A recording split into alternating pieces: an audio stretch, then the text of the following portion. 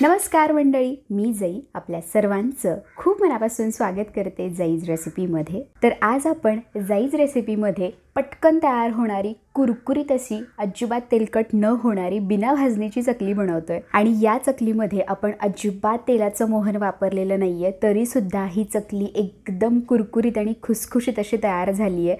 आणि खरं सांगू का, करायला ही चकली खूपच सोपी आहे। आणि काटे बघा काय सुंदर आलेत चकलीला। आणि इथे मी 40 ते 50 चकल्यांचं अगदी अचूक प्रमाण सांगितलेलं आहे, म्हणजे वजनी वाटी असं व्यवस्थित प्रमाण मी तुम्हाला सांगितलेलं आहे। चला तर मग वेळ वाया न घालवता व्हिडिओला। तर चकली बनवण्यासाठी इथे मी सुरुवातीला एक कढई गरम करायला ठेवली आहे आणि त्यामध्ये मी 2 मोठ्या वाट्या पाणी घालून घेतेय। आणि हो, ज्या वाटीने आपण पाणी मोजून घेतलं आहे त्याच वाटीने आपण बाकीचे सगळे जिन्नस मोजून घेणार आहोत, हे लक्षात घ्या। आता या पाण्याला आपल्याला खळखळून अशी उकळी आणायची आहे। तर हे बघा, आता या पाण्याला खळखळून अशी उकळी आलेली आहे। आता यामध्ये आपण बाकीचे जिन्नस घालून घेऊ। तर सुरुवातीला इथे आपल्याला 2 मोठे चमचे साजूक तूप घालायचं आहे। आता यामध्येच आपण सगळे कोरडे जिन्नस देखील घालून घेणार आहोत। तर 1.5 छोटा चमचा इथे आपल्याला मीठ घालून घ्यायचं आहे, अर्धा छोटा चमचा हळद घालायची आहे, 1 छोटा चमचा ओवा घालायचा आहे आणि 1 छोटा चमचा भाजलेल्या जिऱ्याची पूड आणि 2 छोटे चमचे भाजलेल्या धण्याची पूड इथे आपल्याला घालायची आहे। आणि त्याचबरोबर 1 मोठा चमचा इथे आपल्याला लाल तिखट घालून घ्यायचं आहे। तर लाल तिखट तुम्ही तुमच्या आवडीनुसार कमी जास्त करू शकता। आणि इथे आपल्याला 4 मोठे चमचे पांढरे तीळ घालून घ्यायचे आहेत। तर तिळामुळे चकली खूप खमंग लागते, त्यामुळे तीळ घालताना कंजूशी अजिबात करू नका। आता या सर्व जिन्नसांना चांगलं मिक्स करून घ्यायचं आहे या पाण्यामध्ये। आणि आता काय करायचं, गॅस मोठा करायचा आणि या पाण्याला खळखळून अशी परत एकदा उकळी आणायची। तर हे सगळे कोरडे जिन्नस असे पाण्यामध्ये आधी घालून घेतल्याने हे छान मुरले जातात चकलीमध्ये। तर हे बघा, आता या पाण्याला उकळी आलेली आहे। आता गॅस कमी करायचा आणि यामध्ये मी 1 मोठी वाटी बारीक रवा घालतीये। तर लक्षात घ्या की इथे आपल्याला मोठा रवा वापरायचा नाहीये, बारीक रव्याचाच वापर करायचा आहे।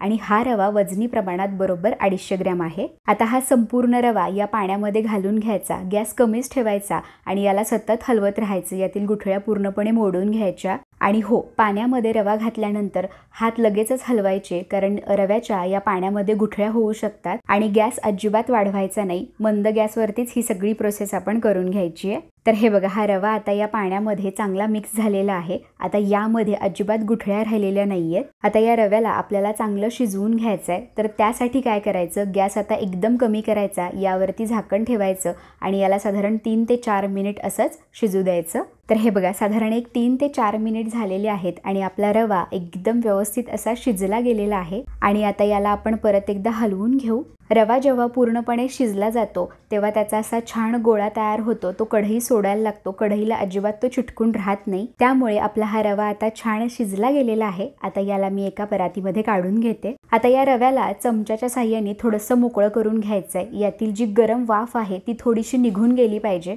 आणि हा रवा बघा एकदम छान असा शिजला गेलेला आहे। तर हे बघा, या रव्याला आता या परातीमध्ये मी चांगलं मोकळं करून घेतलेलं आहे, यातील वाफ थोडीशी आता निघून गेलेली आहे। आता यामध्ये आपल्याला ज्या वाटीने आपण रवा आणि पाणी मोजून घेतलं त्याच वाटीने इथे आपल्याला बरोबर 2 वाट्या तांदळाची पिठी घालायची आहे। आणि ही तांदळाची पिठी वजनी प्रमाणात बरोबर 400 ग्रॅम आहे।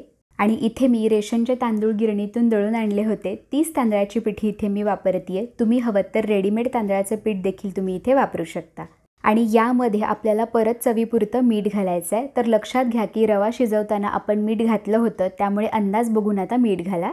आता रवा थोडासा गरम आहे तोवरच आपल्याला ही तांदळाची पिठी या रव्यामध्ये चांगली मिक्स करून घ्यायची आहे। कारण काय होतं, रव्यामध्ये जी उष्णता आहे त्यामुळे ही तांदळाची पिठी या रव्यामध्ये मिक्स व्हायला पटकन मदत होते। तर सुरुवातीला ही तांदळाची पिठी या रव्यामध्ये काळजीपूर्वक मिक्स करून घ्या, कारण हा रवा खूप गरम आहे, हाताला चटका वगैरे बसू शकतो। तर जेवढी जमेल तितकी दोन्ही हाताच्या साहाय्याने ही तांदळाची पिठी या रव्यामध्ये चांगली मिक्स करून घ्यायची। तर हे बघा, ही तांदळाची पिठी या रव्यामध्ये मी आता चांगली मिक्स करून घेतलेली आहे आणि हा रवा अजून थोडासा कोमट आहे। तर आता काय करायचं, हा रवा आणि तांदूळ हे एकमेकांसोबत आता छान मिक्स झालेले आहेत। आता या परातीमध्येच या रवा आणि तांदळाला हाताने असं चांगलं एकसारखं करून घ्यायचं, जसं मी व्हिडिओत दाखवत आहे त्याप्रमाणे।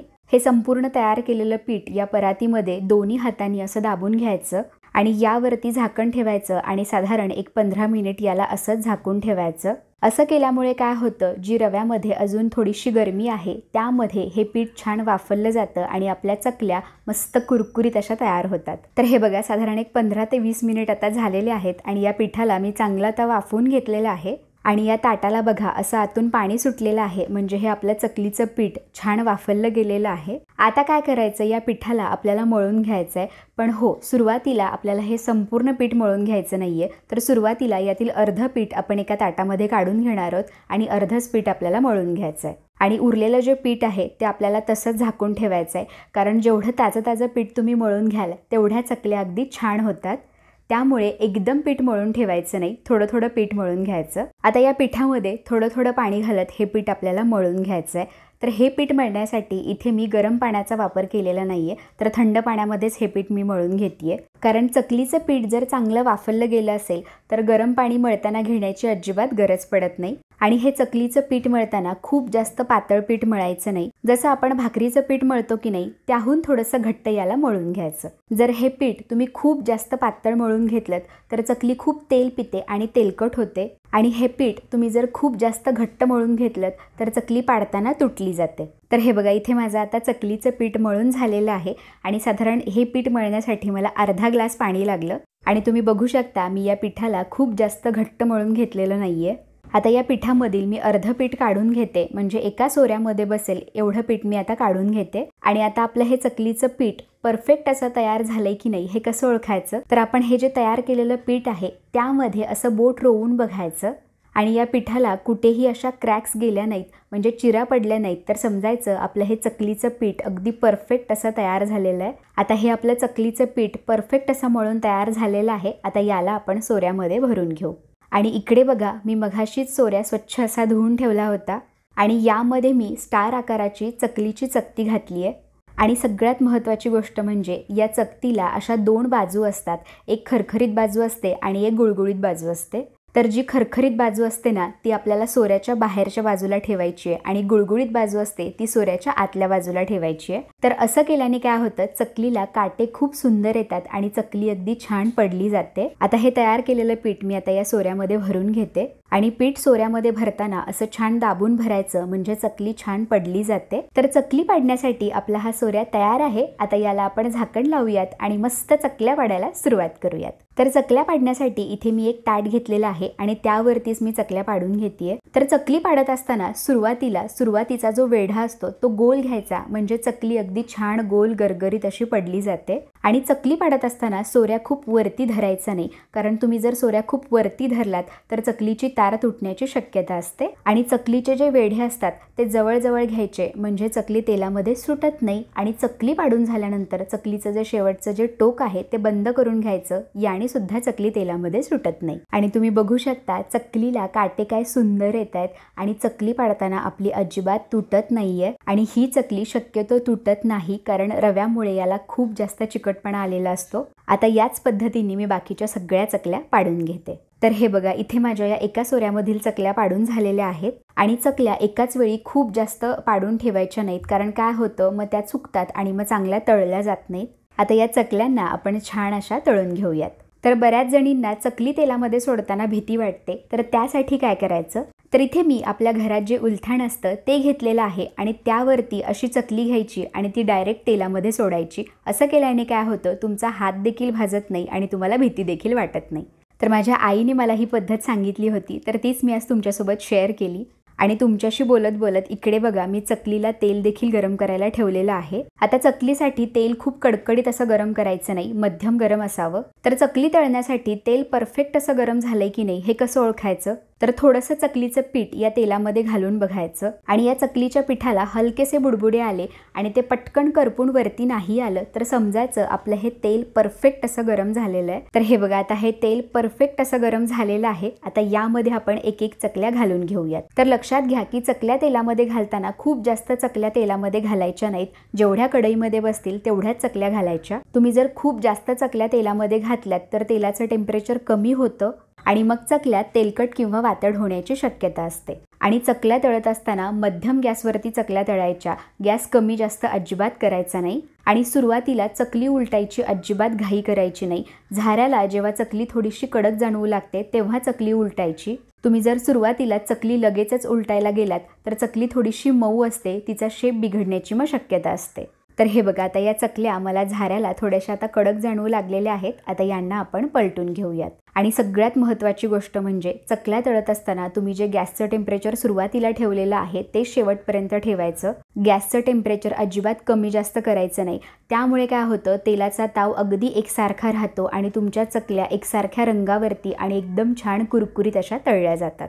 आणि चकल्या तळून झाल्यानंतर चकल्यांवरचे जे बुडबुडे असतात ते कमी होतात आणि चकल्या तळून वरती येतात. आणि तेव्हा समजायचं आपल्या चकल्या परफेक्ट अशा तळून तयार झालेल्या आहेत. आणि इथे बघा, आपल्या चकल्या आता तळून तयार झालेल्या आहेत, कारण या चकल्यांवरचे बुडबुडे आता पूर्णपणे निघून गेलेले आहेत. आता या चकल्यांना मी काढून घेते आणि तुम्ही बघू शकता मस्त कुरकुरीत अशा चकल्या तयार झालेल्या आहेत. रंग देखील चकल्यांना सुरेख आलाय. आता याच पद्धतीने बाकीच्या चकल्या तळून घ्यायच्यात. आणि मी पुन्हा सांगतेय की चकलीची दुसरी बॅच तळताना देखील गॅसचं टेम्परेचर तुम्ही जे सुरुवातीला ठेवलं होतं तेच शेवटपर्यंत ठेवा, म्हणजे तेलाचं टेम्परेचर कमी जास्त होणार नाही आणि चकल्या छान खुसखुशीत खमंग अशा तळल्या जातील. तर इथे बघा, आपली चकलीची दुसरी बॅच देखील मस्त खमंग अशी तळून झालेली आहे. आता हिला देखील मी काढून घेते. आणि इकडे बघा, मगाशी आपण झाकून ठेवलेलं चकलीचं जे उरलेलं पीठ आहे ते देखील मी मळून घेते आणि याच पद्धतीने सगळ्या चकल्या पाडून घेते. आणि चकल्या बघा, मी एकाच वेळी खूप जास्त पाडून घेत नाहीये, थोड्या थोड्या चकल्या पाडते आणि मग त्या तळून घेते. म्हणजे काय होतं की चकल्या खूप जास्त सुकत नाहीत आणि ताज्या ताज्या छान तळल्या जातात. आणि चकली करताना एकटा माणूस देखील पुरेसा होतो. एक चकलीचा घाणा तळून होतोय तोपर्यंत दुसऱ्या चकल्या पाडून होतात. चला तर मग आता याच पद्धतीने मी सगळ्या चकल्या करून घेते. आणि इथे बघा, माझी शेवटची बॅच तळून तयार झालेली आहे. आणि तुम्ही बघू शकता इथे आपल्या सगळ्या चकल्या तळून तयार झालेल्या आहेत आणि मस्त एकसारख्या रंगावरती ह्या तळून झाल्यात. आणि बघूनच कळतंय की ही चकली एकदम कुरकुरीत अशी तयार झाली आहे. आणि तुम्ही बघू शकता चकलीला काटे खूप सुंदर आलेत, चकलीला वेढे अगदी एकसारखे आलेत. आणि माझ्या हाताला बघा, अजिबात कुठेही तेल लागत नाहीये, म्हणजे ही चकली अजिबात तेलकट झालेली नाहीये. आणि इथे मी जे तुम्हाला प्रमाण सांगितलेलं आहे त्यामध्ये 40 ते 50 चकल्या आरामात तयार होतात. आता या चकलीचा मी तुम्हाला आवाज ऐकवते.